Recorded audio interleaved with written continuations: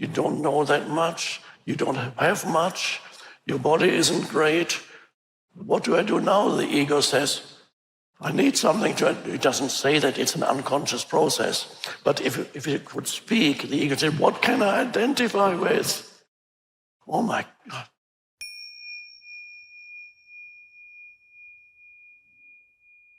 No matter what you achieve, no matter where you are, there's always something missing. So this is, we come to the limitations of what people call their identity, their self.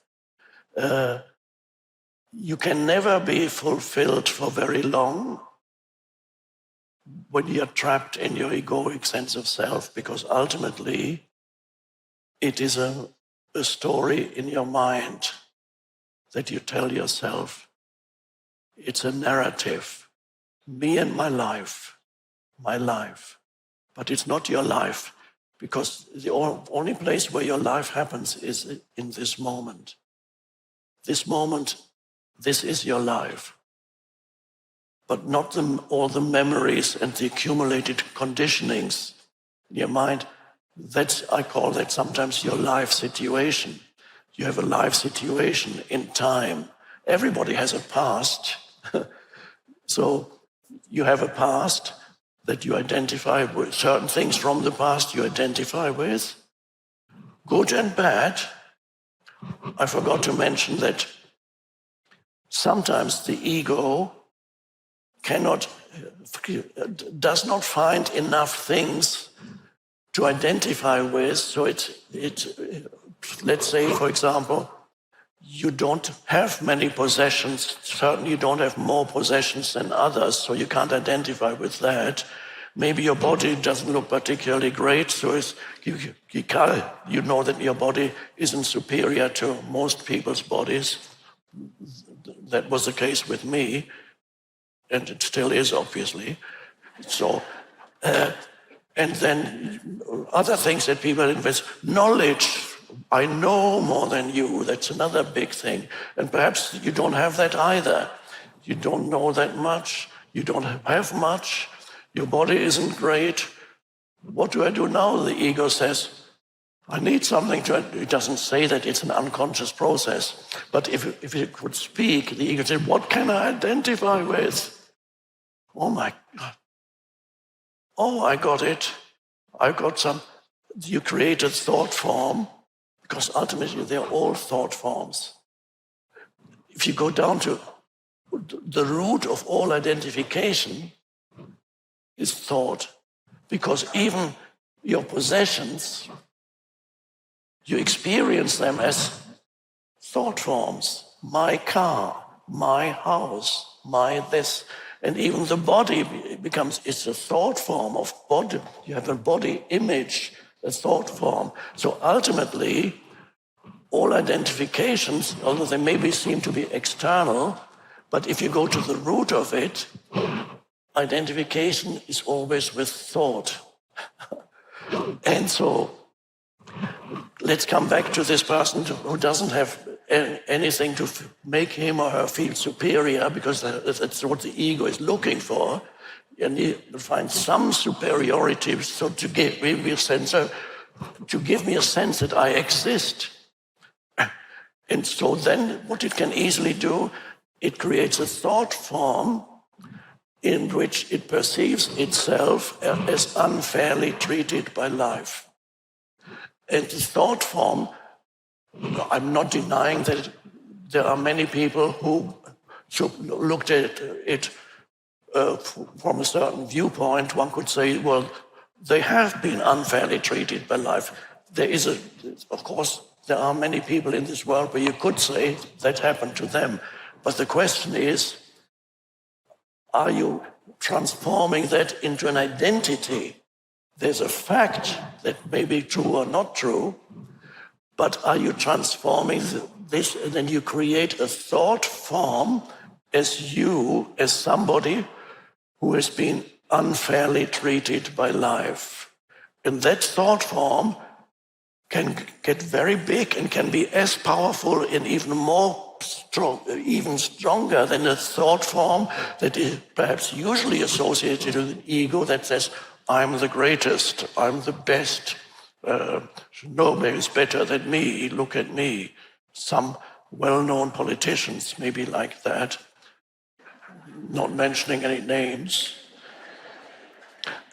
So you have a thought form. It says, ultimately, the term we could use to describe this ego identification is victim identity. And this is a very, many people have that. It's become almost fashionable these days to have a victim, to see yourself or the group of people that you belong to as a victim of others, other groups of people, not denying that people have been treated badly, groups of people by others. All these are facts. But the important question is, are you transforming that into an identity for yourself? And then it becomes a huge prison for yourself. And you have built your own prison.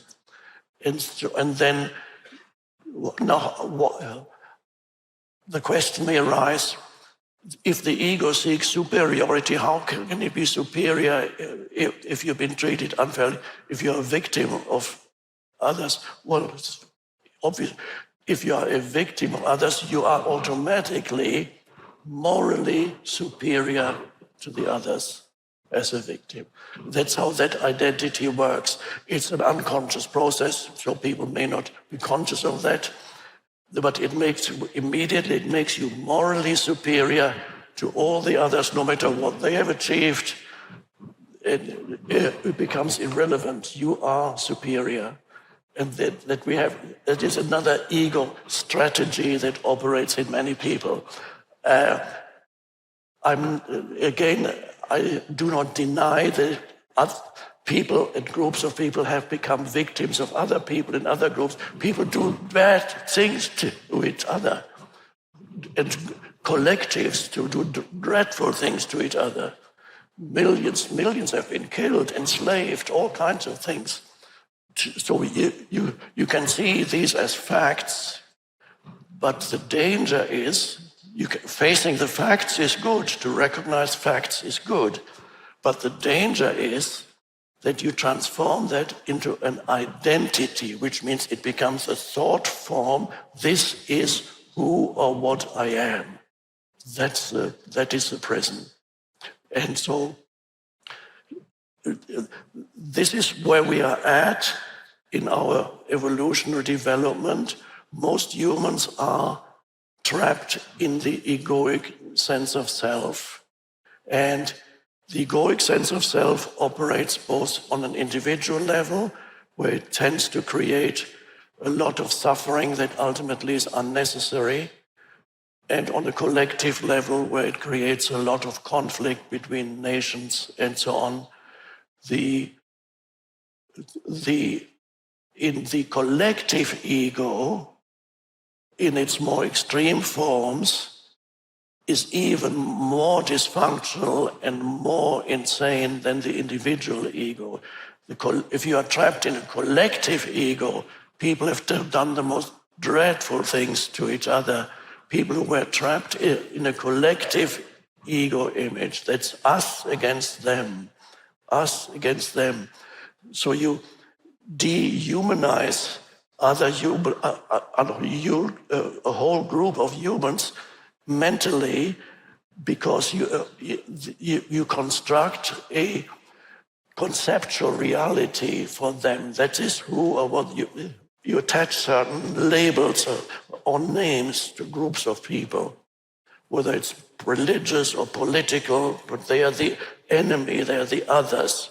So you create a collective, a conceptual identity for others and for yourself also. You belong to this group, and then you no longer can sense their inherent humanity, that they are human beings.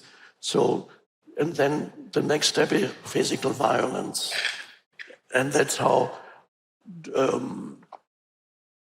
in Germany, National Socialism had millions killed, other groups dehumanizing a certain group.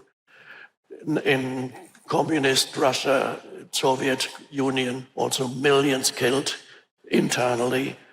China under Mao Zedong, Cultural Revolution, millions killed internally by dehumanizing others and simply attaching a label,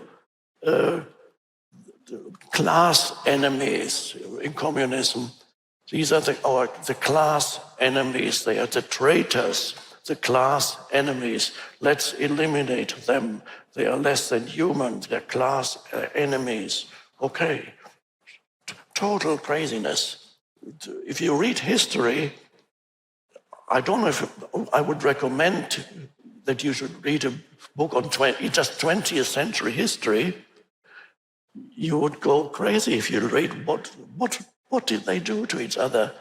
There was not only the warfare, there was genocide, there was within nations, nation against nation, genocide within nations. And I don't know whether you would get very depressed if you read that. You would say, or it might suddenly enlighten you and say, yes, there is a huge streak of insanity in the human mind. There can be no doubt about that. Yes, humans have created great things also, but undoubtedly there is something not right in the human mind. There is a dysfunction there hidden. Perhaps it's manifesting even more strongly now than ever before. There's something not right in the human mind, and that's an important recognition.